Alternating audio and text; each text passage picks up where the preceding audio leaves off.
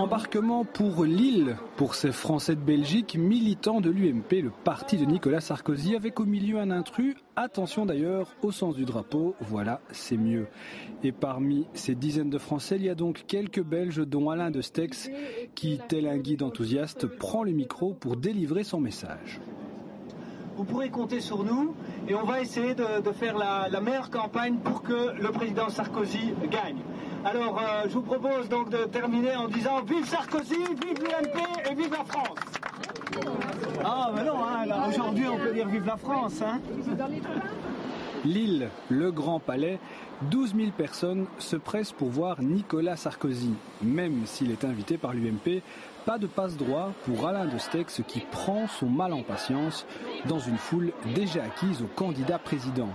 Un Nicolas Sarkozy qui arrive dans une salle chauffée à blanc sous le regard visiblement admiratif d'un autre député belge noyé dans la foule, Denis Ducarme. Un libéral séduit par les 136 répétitions du mot travail dans ce discours. La thématique, le travail, la défense du travail, des travailleurs, des ouvriers, fonctionnaires, du cadre, la feuille de paye de la personne qui travaille, valeur cardinale du programme de Nicolas Sarkozy, je crois qu'on s'y retrouve bien. Et aussi l'engouement populaire, parce que vous ne pourrez pas dire, vous qui y étiez aussi, qu'il n'y avait pas un enthousiasme incroyable. Ça fait rêver. Ça donne des idées, ça donne envie de continuer à échanger avec l'UMP comme on le fait depuis un certain nombre d'années. C'est vrai que l'élection présidentielle provoque une foi citoyenne, une foi politique très large. Vous aviez ici pas loin de 10 000 personnes. Et donc, oui, il faut s'inspirer de ce qui se passe lors d'une présidentielle française avec un candidat comme Nicolas Sarkozy. S'inspirer de Nicolas Sarkozy, le président candidat français, qui semble pour certains libéraux être un modèle à suivre. Voilà pour donc ce reportage d'une mobilisation hors des frontières de la France. Nouvel invité sur le plateau de France 2012, émission décidément équilibrée, après l'extrême gauche et l'extrême droite, on pourrait dire le centre, voire l'extrême centre. Je reçois aujourd'hui Philippe Douste-Blazy, merci d'être sur le plateau de cette émission. En quelques mots, on peut vous présenter en rappelant que vous êtes secrétaire général adjoint de l'ONU, que vous êtes ancien ministre des Affaires étrangères français et que vous êtes représentant, c'est à ce titre que nous vous recevons aujourd'hui, représentant de François Bayrou, le candidat à l'élection présidentielle. Lorsque vous écoutez les émissions, est-ce que vous ne trouvez pas qu'on pourrait en dire davantage sur l'international, sur le programme diplomatique des candidats ?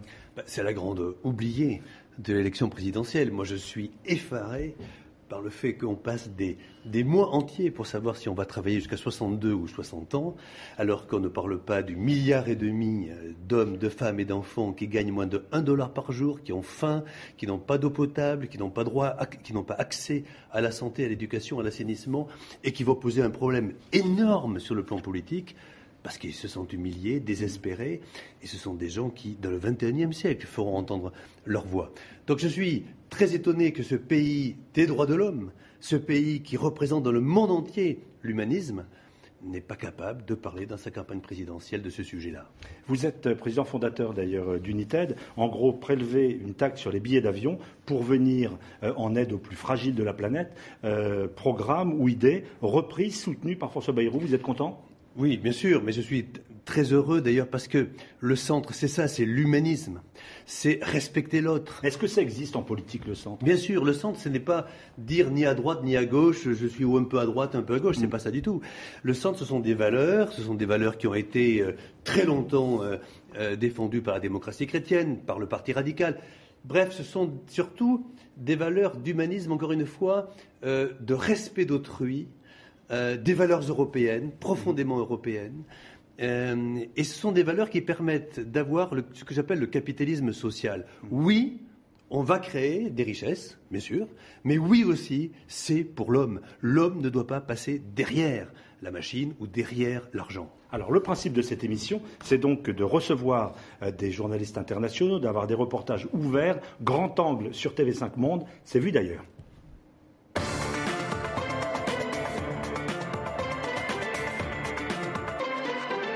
Avec tout d'abord ce reportage sur les journalistes internationaux qui suivent les différents candidats à l'élection présidentielle. Et nous avons choisi de recevoir ou d'accompagner une consoeur grecque. Et on vous retrouve dans un instant. Imaginez un pays en ruine. Non, pas ce genre de ruine. Plutôt un État ruiné, à la casse, en banqueroute. Résultat, en Grèce ces dernières semaines, c'était le bruit et la fureur. En France, le bruit et la fureur, c'est le credo de Jean-Luc Mélenchon. Le candidat du Front de gauche reçoit ce jour-là la presse étrangère. En Grèce, avec le 9e plan d'austérité et le refus populaire qui l'entoure, nous sommes en train de franchir un seuil. Au menu des discussions, mondialisation, délocalisation, lutte contre l'extrême droite et bien sûr, conséquences de la politique d'austérité en Grèce. Ça tombe bien, Ira Felloukati est là.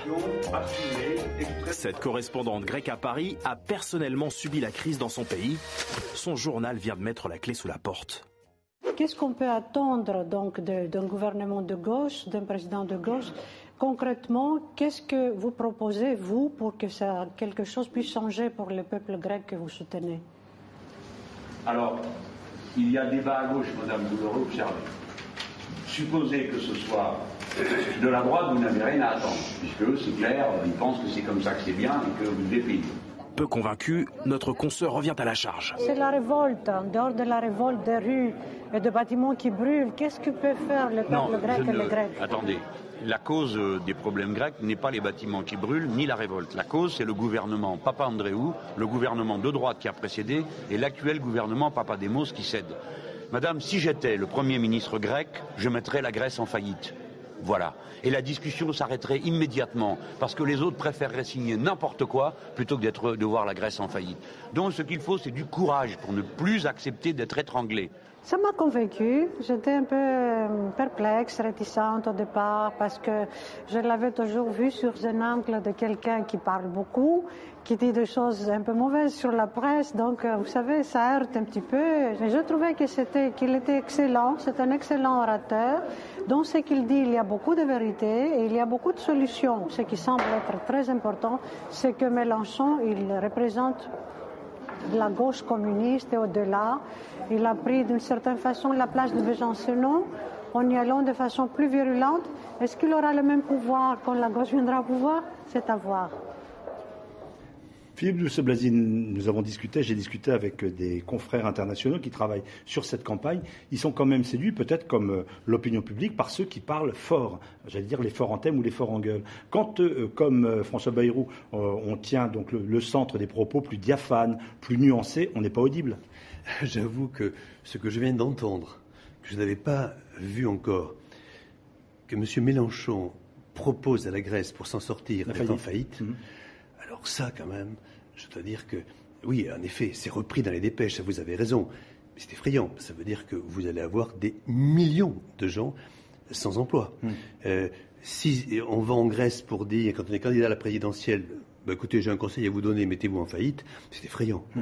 Alors, vous avez raison et vous avez tort. Vous avez raison parce que le système fait qu'aujourd'hui, quand on est dans une émission de télévision, il faut les raconter quelque chose de manière, je dirais, tellement abrupte que c'est repris, faire le buzz, comme on dit, la petite phrase. Alors c'est comme ça que le candidat Hollande arrive à dire qu'il faut 90% d'impôts au-delà de 1 million. Donc les joueurs de foot, il n'y en aura 75% plus. 75%. Non, 75% pour l'impôt sur le revenu, mais si vous ajoutez la CSG, la CRDS et les 15,5% du patrimoine, ça fait massive de la fiscalité, oui. 92%. Il parle de patriotisme économique. Alors, en demandant aux footballeurs, aux artistes, aux gens de cinéma ce qu'ils en pensent, et aux investisseurs surtout, qui font travailler des milliers de gens. Alors ensuite, moi je ne crois pas. Je crois que vous avez tort quand même sur le fond, parce que François Bayrou, justement, est quelqu'un qui dit la même chose depuis le début. En 2007, il disait qu'il y aurait une faillite. Il y a une faillite. Il disait qu'il fallait plus d'Europe. Et on le voit aujourd'hui avec la Grèce, le Portugal, l'Italie, l'Espagne. Il faut plus d'Europe politique.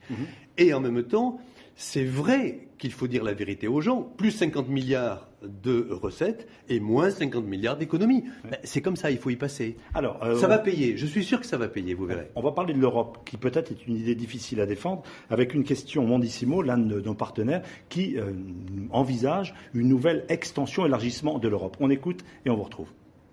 Kiev est une petite France ou une grande France à l'extrémité est de l'Europe. Et pour moi, la notion d'Europe est très importante.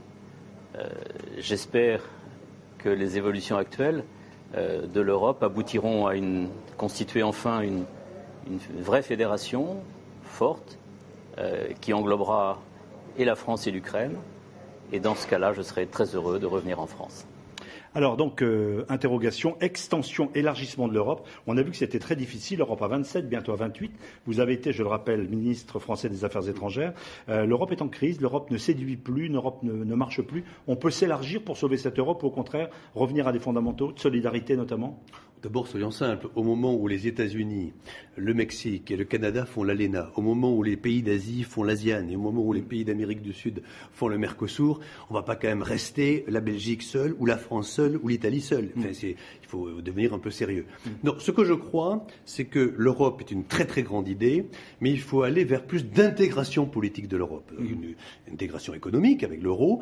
Cette zone euro doit avoir un secrétaire général. Cette zone euro doit avoir un trésor. Trésor de la zone européenne.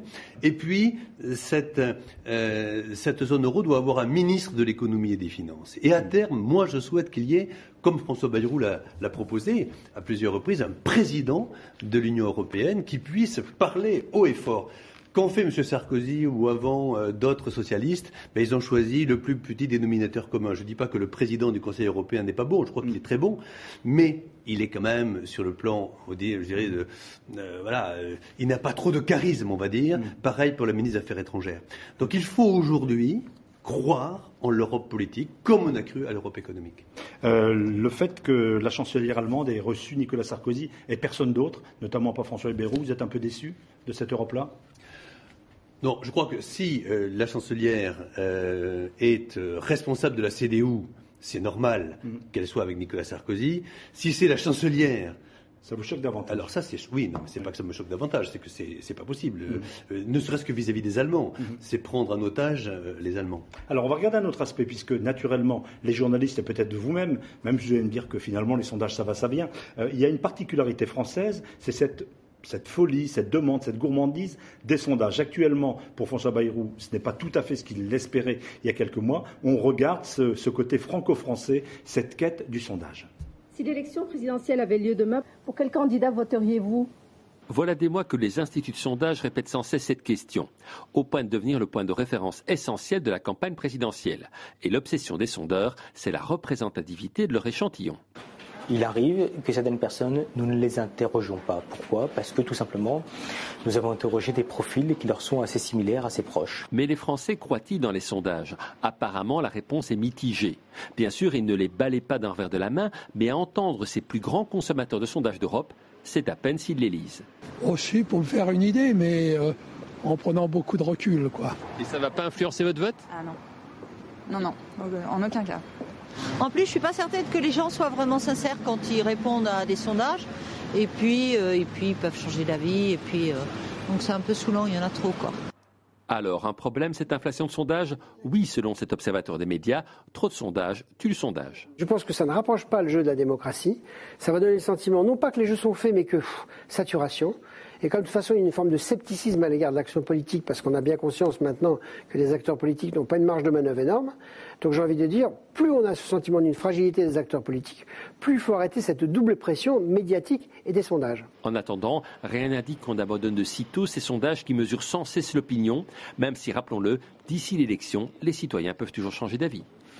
Oui, rappelons aussi que finalement on conteste d'autant plus les sondages quand on est homme politique qui ne vous placent pas forcément au deuxième tour de l'élection présidentielle. C'est le cas de votre champion actuel qui n'est pas au deuxième tour. Oui, pour l'instant, mais il a déjà multiplié par 2 récemment, il va remultiplier par 2. Non, rappelons surtout que c'est un énorme business, personne n'en parle, il y a beaucoup d'argent derrière. Il faudrait peut-être regarder un peu plus près.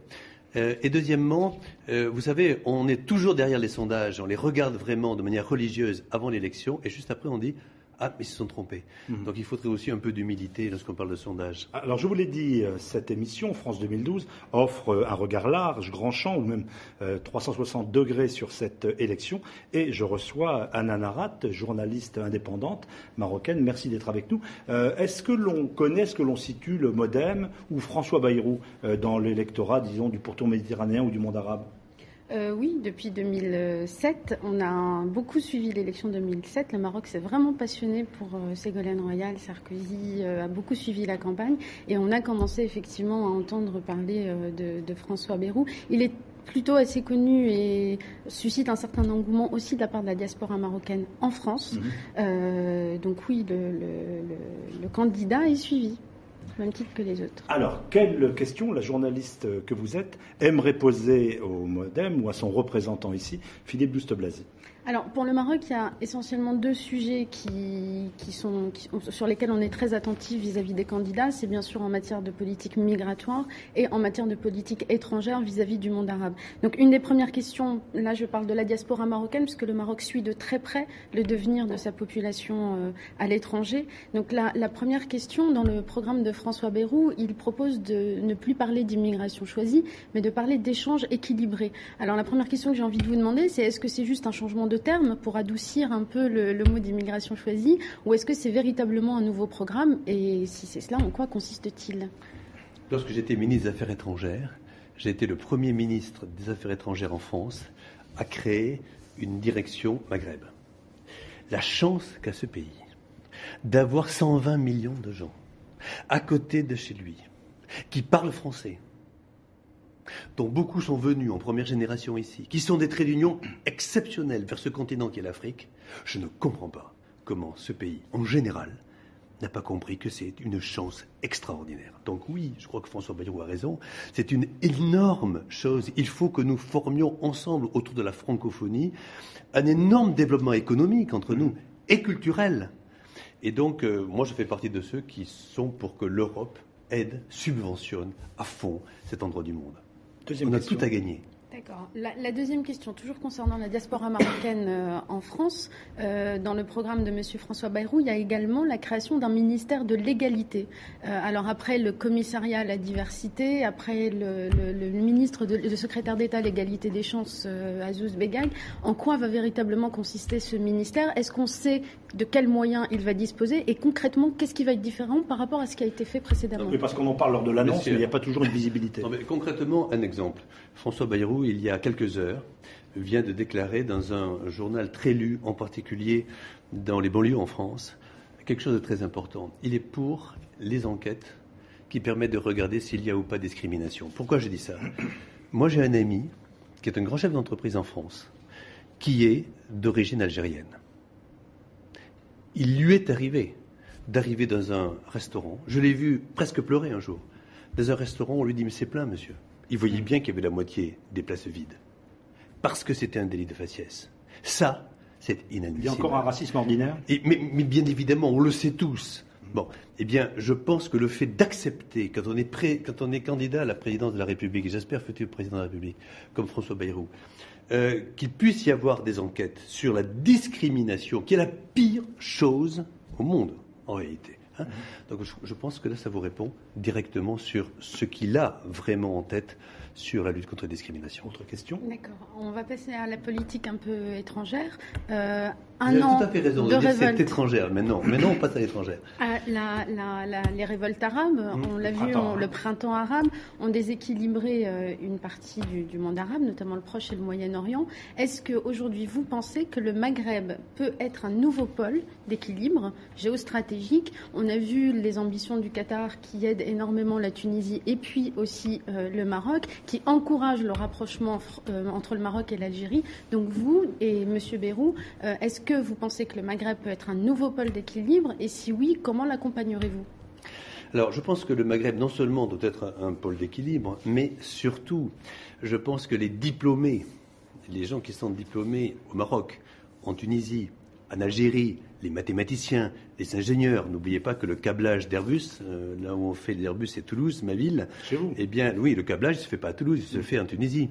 Donc, je veux dire par là que le Maghreb, aujourd'hui, a un savoir-faire extraordinaire, et pour nous, c'est très important. Personnellement, je pense, pour répondre à votre question directement, que la Commission européenne et l'Union européenne doivent donner des milliards aujourd'hui d'euros pour aider à construire ce pôle de stabilité. Et on a tout à gagner. Et là, je pense que l'idée au départ de l'Union méditerranéenne était très bonne. Je pense qu'on a tout à gagner, nous, à parler tous les jours avec le Maghreb. Merci d'avoir posé ces questions donc à Philippe Douste-Blazy. Merci Anan pour cette intervention. D'autres questions des internautes, celle-ci qui est peut-être dans le droit fil d'un dossier que vous avez beaucoup suivi en tant que ministre des Affaires étrangères. Qu'est-ce que François Bayrou compte faire pour reconnaître éventuellement un État palestinien dans les frontières de 67, ajoute-t-il. Pourquoi depuis des décennies ce dossier est en suspens? D'abord, je pense qu'on ne pourra rien faire tant qu'il n'y aura pas un État palestinien. Donc François Bayrou et vous-même, vous êtes pour cet État palestinien. Bien sûr, il faut un État palestinien. Il faut que ce soit 2 États en paix côte à côte. La question est le problème de la sécurité. Et donc, il faut être excessivement précis sur le fait d'interdire les colonies dans les territoires. Qui s'étendent actuellement. Oui, qui s'étendent. Il faut lutter contre cela. Et il faut, en même temps, avoir toute une politique amicale, bien évidemment, avec Israël. Mais il faut aussi que nous comprenions que les Palestiniens doivent avoir un pays, un État à côté d'Israël. Autre question. La création des députés des Français de l'étranger en complément des sénateurs est-elle une avancée réelle ou une illusion, nous demande Jean-François d'ailleurs de France? D'abord que des Français de l'étranger. Moi, j'ai fait une thèse sur le cholestérol à l'époque, pendant 2 ans au Canada. Donc, je sais très bien ce que c'est qu'être Français de l'étranger. C'est dur. Moi, tous ceux qui nous écoutent là, qui sont français, je comprends que c'est quand même... plus d'1 million d'électeurs, on les salue. Oui, non, mais je veux dire, c'est pas facile. D'abord, ce sont des gens qui représentent notre pays, qui vont travailler, qui vont aider nos entreprises à l'étranger. Donc moi, chapeau, ce sont des gens qui reviennent qu'une fois par an, et encore, ils ont leur famille ici. Bon, donc bravo. Donc il faut les représenter. En même temps, je pense qu'il y a le référendum que François Bayrou propose le 10 juin, qui est de dire on passe de 577 députés à 400 députés. Voilà. Et il y aura les Français de l'étranger qui doivent faire partie de ceux qui votent, évidemment, mais il faut quand même un peu de moralisation aussi dans la vie politique française. Est-ce que vous regrettez, en tant qu'ancien ministre des Affaires étrangères, de ne pas avoir eu cette idée de créer un secrétariat d'État aux Français établis hors de France? Alors, que le ministère des Affaires étrangères ait dans son sein les Français de l'étranger, là je ne comprends pas. Parce que, justement, le ministère des Affaires étrangères s'est fait justement pour parler avec les étrangers. Bah oui. Voilà. Alors que le ministère de l'Intérieur l'est, ou quelqu'un d'autre, peut-être, mais certainement pas. Puis je ne crois pas d'ailleurs qu'il faut un ministre pour les Français de l'étranger. Il faut des députés, ça c'est très bien, mais un ministre, je trouve ça fait trop électoraliste, à mon avis. Alors, autre chose, nous sommes attachés à un certain nombre évidemment de valeurs, de thèmes dans cette élection, et nous proposerons à chaque semaine un regard sur la parité, la présence des femmes, peut-être de la diversité également, dans cette élection. Sur la présence féminine, qu'allez-vous nous dire exactement, Isabelle? Alors, je vais vous parler de François Bayrou, votre candidat, donc, qui s'est ouvertement prononcé, lui, pour une parité femmes-hommes. Alors, je me suis amusée à aller regarder un petit peu comment ça se passait au sein du MoDem, et je vous propose de regarder tout de suite cette photo. Ça se passait à l'issue d'un discours à la Maison de la Chimie il y a quelques mois. Vous allez sans doute la voir dans un instant. Bon, là, la parité, évidemment, c'est pas flagrant. C'est un petit peu. C'est une photo. Ça, vous pouvez choisir. Alors, moi aussi, je peux venir à TV5 Monde et je vais trouver des photos comme ça. Bon, tout ça pour vous dire que la parité au MoDem, c'est pas encore tout à fait ça. Oui, écoutez, si vous connaissez bien le MoDem, vous allez voir comment il fonctionne. Il fonctionne avec un président qui s'appelle François Bayrou, et puis il y a vraiment quelqu'un qui est très très important, que je connais depuis longtemps, et qui s'appelle Marielle de Cernez. Et on la voit sur tous les plateaux de télévision. Et il n'y a pas beaucoup, justement, de partis qui peuvent afficher comme ça une parité. J'ai juste un petit chiffre, 8 femmes sur 26 membres au Conseil exécutif. Oui, encore un petit peu de progrès. Non, mais vous avez raison, il faut faire mieux. Voilà. Mais enfin, voilà, les femmes comptent quand même au MoDem. Jacqueline Gouraud, par exemple, sénatrice. Alors j'ai une autre photo à vous proposer. On va regarder ensemble et vous allez me dire si ces visages vous disent quelque chose. Mais oui, vous dites quelque chose. Voilà, c'est dans le Marie-Claire de ce mois, du mois de mars. Allez, on aide. Alors on vous aide. Il y a Anne d'un côté et Rachida de l'autre côté. Donc Anne Hidalgo à la gauche de l'écran et Rachida Dati. En fait, ce sont 8 femmes qui se sont amusées à se grimer en hommes à l'occasion de la journée de la femme. Peur parce que pour évoquer ce qui aurait pu être leur vie, leur carrière, si elles avaient été un homme. Alors pour Rachida Dati, si elle avait été un homme, elle dit qu'elle aurait évité de voter des lois pour les oublier aussitôt. Elle fait référence référence à la loi sur la parité votée il y a 11 ans. Et aujourd'hui, à l'Assemblée nationale, 18,5% de femmes seulement élues. Et puis, pour la petite histoire aussi, Anne Hidalgo, elle reconnaît que si elle avait été un mec... Adjointe au maire de Paris. Voilà, si elle avait été un mec, je la cite, cela aurait été plus facile, mais du coup, beaucoup moins excitant. Alors, puisqu'on est sur TV5 Monde, on va aller voir ailleurs comment ça se passe, un thème de parité, car il y a des pays où c'est encore moins facile qu'en France de faire sa place en politique si on est une femme. Difficile, mais pas impossible. Exemple, au Sénégal, au cours de cette campagne présidentielle, le premier tour a eu lieu dimanche dernier, eh bien, c'est une première. C'est la première fois que les femmes se mobilisent autant dans une campagne. Ici, à l'image des femmes qui ont manifesté il y a quelques jours. Ce sont des femmes de l'opposition. Alors, sur 14 candidats en lice au premier tour, 2 candidates. Mais bon, au Sénégal, la parité, c'est encore difficile à imaginer, surtout qu'en termes de droits des femmes, eh bien, des lois existent, mais sur le terrain, évidemment, ça coince. On va penser évidemment au mariage forcé, épouses répudiées, excision. Ce sont même des violations de droits des femmes qui traversent les frontières. J'aimerais avoir votre avis là-dessus. Est-ce que la question des femmes peut entrer au cœur du débat diplomatique? Non, mais c'est aux diplomates que je m'adresse. Oui, vous avez raison, mais un mot quand même sur les femmes en politique en France, parce que, ou ailleurs dans le monde. On ne le dit pas souvent, j'ai jamais entendu en tout cas cet argument. J'ai fait beaucoup de politique locale et nationale. Tant qu'il n'y aura pas ce que François Bayrou d'ailleurs propose, c'est-à-dire un non-cumul des mandats, comment arrive-t-on à être député ou sénateur ou ministre aujourd'hui en France?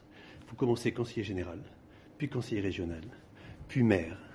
Et là, je vois mal comment le cumul des mandats peut être associé à une femme mère de famille, par exemple, parce que ce sont des horaires effrayants. Donc je crois que le jour où le cumul des mandats sera voté, il y aura de plus en plus de femmes dans la vie politique. Et puis surtout, il faut augmenter les amendes, j'ai envie de dire, pour les partis qui ne mettraient pas 50% des femmes parlementaires ou conseiller général ou conseiller régional ou maire. Enfin, pour le Sénégal, c'est vrai, vous avez tout à fait raison, mais en Afrique en général, c'est d'autant plus effrayant que l'Afrique fonctionne grâce aux femmes. Le monde entier fonctionne grâce aux femmes. C'est elles qui font les enfants, c'est elles qui donnent l'éducation aux enfants. Et donc, il faut se battre surtout pour que les filles, en Afrique en particulier, dans des pays en développement, puissent être beaucoup plus respectées qu'aujourd'hui et ne servent pas à aller chercher l'eau à la rivière, mais puissent aussi aller à l'école. Merci pour ce regard sur la parité. Il reste 53 jours. Vous avez le moral au Modem, ça va? Vous êtes plus que jamais. Bon, écoutez, nous verrons dans 53 jours. Merci en tout cas Phyllis Douste-Blazy, ancien ministre des Affaires étrangères, secrétaire général adjoint de l'ONU et soutien de François Bayrou, d'être venu sur le plateau de France 2012. Nous nous retrouverons la semaine prochaine pour un autre regard sur les programmes des candidats. Merci de votre fidélité. On reste en contact avec les différents sites sur lesquels vous pouvez revoir cette émission, nous adresser vos questions, vos suggestions, vos remarques.